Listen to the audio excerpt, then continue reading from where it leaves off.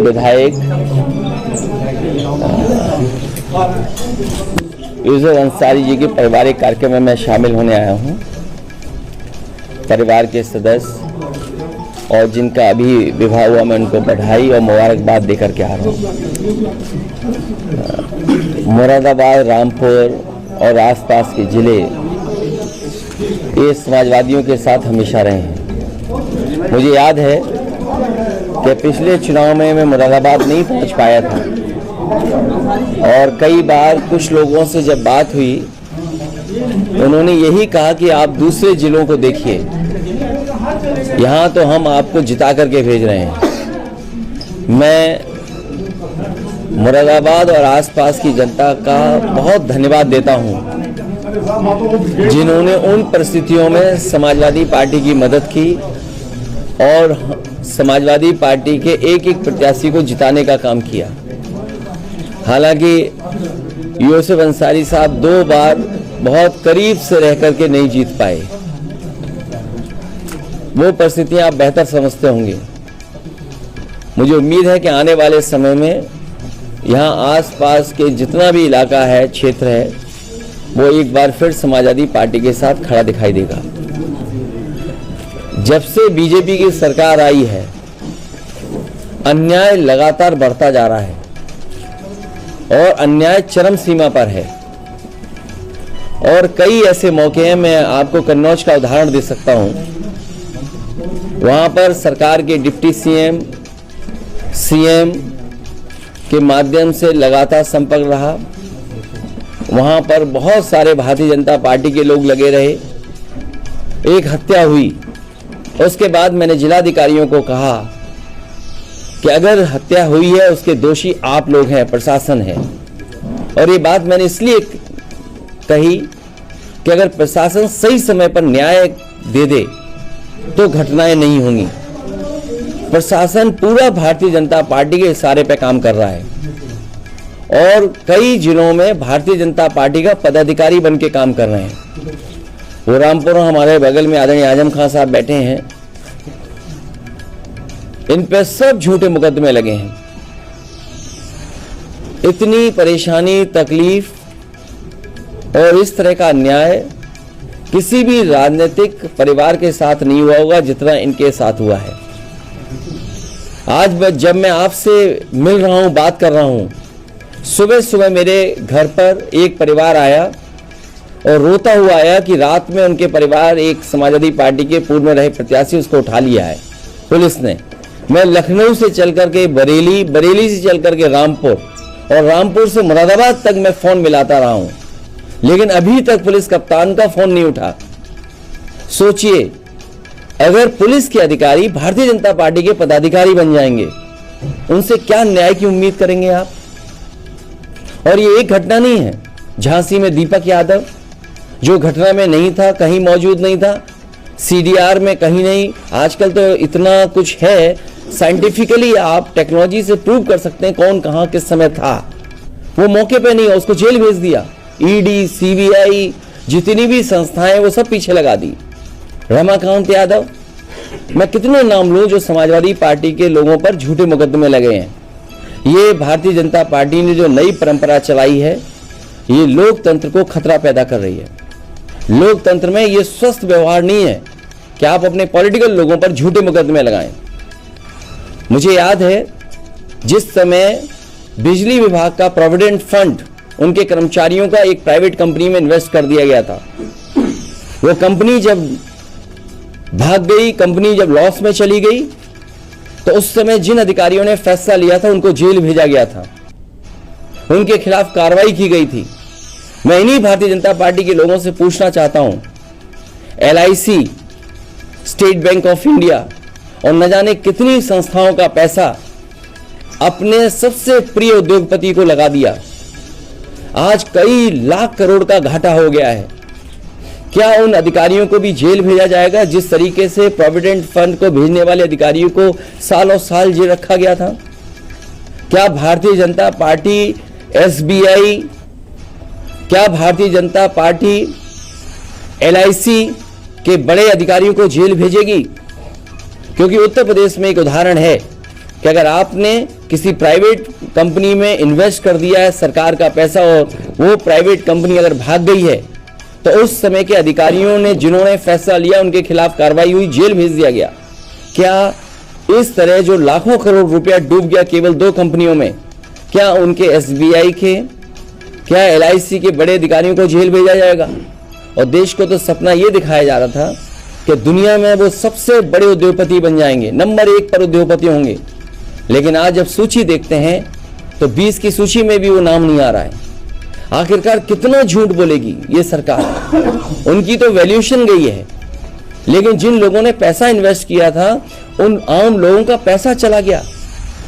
और ये सरकार कहती है कि हम इन्वेस्टमेंट लाएंगे। जिन कंपनियों ने MOU किया है, क्या इन्वेस्टमेंट आएगा?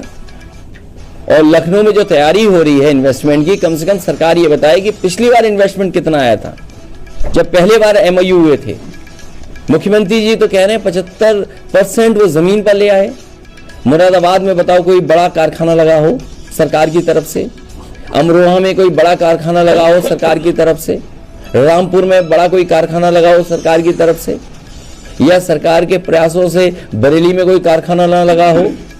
जब इन जिलों में और हम आसपास के जिलों में उत्तर प्रदेश में देखते हैं कि कहीं भी कोई बड़ा इन्वेस्टमेंट नहीं आया है, तो हम कैसे मान लें कि जो MOU हो रहे हैं वो सच MOU हो रहे हैं? और सच्चाई तो ये है कि भारतीय जनता पार्टी के लोग कागज लेकर के घूमते हैं और कहीं कोई अगर टाई पहने और सूट पहने दिख जाए उससे MOU कर लेते हैं। 5 लाख करोड़ का तो जमीन पे पहुंचा नहीं, अब तैयारी है न जाने कितने लाख करोड़ की, तो क्या जमीन पर पहुंचेगा? ये भारतीय जनता पार्टी जनता को धोखा दे रही है। जिस तरीके से नंबर 1 पे उद्योगपति पहुंचाने का सपना दिखाया था, वो पता नहीं उद्योगपति कहां पहुंचेंगे। और अभी तो शेयर गिर रहे हैं, पूरी सरकार लगी है बचाने में, पूरा तंत्र लगा हुआ है बचाने में, पूरी फाइनेंशियल इंस्टीट्यूशंस लगी है बचाने में। तो सोचिए, जब एक उद्योगपति के साथ इतनी इंस्टीट्यूशंस हों वो नहीं बच पा रहा है, तो और आम व्यापारी उद्योगपतियों का क्या होगा? जब देश का इतना बड़ा उद्योगपति डूब रहा है तो उस इन्वेस्टमेंट के बहाने उत्तर प्रदेश में कौन इन्वेस्टमेंट करने आएगा? सर, जो बड़े उद्योगपति हैं, क्या आप चाहते हैं कि जो ये सब हुआ है, शेयर गिरे हैं और जो आरोप लग रहे हैं, क्या आप चाहते हैं कि उनके खिलाफ जांच हो इस तरह के फंड के? देखिए, उत्तर प्रदेश सरकार ने एक उदाहरण दिया था और बीजेपी की सरकार का एक उदाहरण है कि जिस तरीके से सरकार के कर्मचारियों का प्रोविडेंट फंड DHFL कंपनी में इन्वेस्ट किया था और ये सोच करके कि ये DHFL से ज़्यादा मुनाफा मिलेगा उन्हें, लेकिन वो कंपनी फेल हो गई और इस पर जांच हुई। उस समय के जिन अधिकारियों ने DHFL में पैसा इन्वेस्ट किया था उन्हें जेल भेज दिया गया था, सालों साल जेल रहे। क्या उसी तरह का मामला भारत सरकार में नहीं दिखाई दे रहा है? सरकार दोनों एक है, कानून दो के लिए अलग अलग नहीं हो सकता है। इसीलिए हमारी मांग है कि अगर उत्तर प्रदेश में जेल भेजा जा सकता है अधिकारियों को जिन्होंने फैसला लिया, तो क्या उस जगह पर जो लोग बैठे हैं वो जेल भेजे जाएंगे कि नहीं जाएंगे? यहाँ तो 1200 करोड़ का मामला था, ये तो 2 कंपनियों का 1 लाख करोड़ का मामला है। तो जो बिजनेसमैन है और जो पॉलिटिकल रिलेशन है या ऑफिसर्स के साथ उनके रिलेशन है, आप चाहते हैं कि उनकी जांच हो? अरे भाई, क्या बोल रहा हूँ, क्या समझ पा रहे हो आप? अपना भी परिचय दे दो हमें। मैं ABP न्यूज़ से हूँ, मैं जानना चाह रहा हूँ जिस बड़े बिजनेसमैन का आप जिक्र कर रहे हैं। अरे भाई, मैंने क्या कहा आपसे? उत्तर प्रदेश ने उदाहरण दिया, DHFL कंपनी में 1200 करोड़ प्रोविडेंट फंड का इन्वेस्ट हुआ बिजली विभाग का कर्मचारियों का, क्योंकि DHFL डूब गई। उन्होंने एक अधिकारी को जेल भेज दिया, कई लोगों पे कार्रवाई हुई, ED हुई, CBI हुई। तो मैं ये जानना चाहता हूं, जब उदाहरण उत्तर प्रदेश ने दिया है तो SBI के बड़े अधिकारी, LIC के बड़े अधिकारी जेल जाएंगे कि नहीं जाएंगे? और फिर भारतीय जनता पार्टी तो ये सपना दिखा रही थी कि ये उद्योगपति दुनिया में नंबर 1 होंगे। ये जो सपना दिखाया उनका तो वैल्यूएशन गया है, लेकिन न जाने कितने आम लोगों का पैसा डूब गया। और तब जब सभी फाइनेंशियल इंस्टीट्यूशंस उसको बचाने में लगी है, सरकार बचाने में लगी है, तब वो उद्योगपति नहीं बच पा रहे। और प्रधानमंत्री जी से, भारतीय जनता पार्टी से कितनी मित्रता है, ये अलग बात है कि वो उद्योगपति हैं, लेकिन कितनी करीबी मित्रता है आपसे बेहतर कौन समझेगा? और नहीं मानते, कोई NDTV का पत्रकार होगा, वो बेहतर समझता होगा। यहाँ पर NDTV उन्होंने खरीद लिया। अरे ये बात तुम क्यों नहीं कहते हो यार? जोर से कहो ना, बात जाए यहाँ से अंदर तक। लेकिन कल एमएलसी चुनाव का रिजल्ट है, उससे कितना अरे बीजेपी बेईमान पार्टी है, अब बेईमान पार्टी से क्या उम्मीद करोगे? अब अधिकारी चुनाव लड़ेंगे। आपने रामपुर का लोकसभा का चुनाव नहीं देखा? रामपुर में वोट निकलने नहीं दिया पुलिस लगा करके। ये लोकतंत्र में कभी चुनाव ऐसे होते हैं? इलेक्शन कमीशन की तो जिम्मेदारी ये है कि ज्यादा से ज्यादा लोग घर से निकलें और वोट डालें।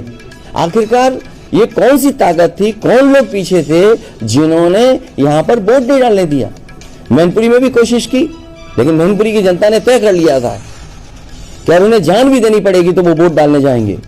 और अगर रामपुर के लोग भी ये तय कर लें, जान चली जाए लेकिन वोट डालने जाएंगे, लोकतंत्र बचाने जाएंगे, तो आने वाले समय में परिणाम दूसरा होगा। वहाँ गोली नहीं चलती, रामपुर में गोली चलती और लोग मारे जाते। हमने मरने से बचाया है लोगों को, हमें मालूम था मारे जाएंगे लोग।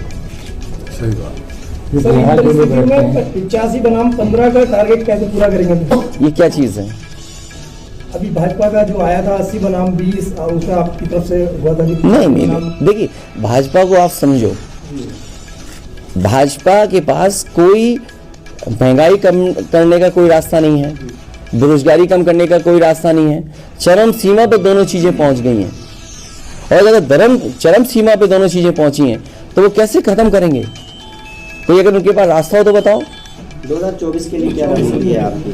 मुझे उम्मीद है कि जिस तरीके से जनता निराश हुई है इन लोगों से, और ये तो विदाई का बजट था, जैसे विदाई में गाना गाते हैं, मुझे नहीं पता आपके यहाँ विदाई में गाना होता है कि नहीं होता है।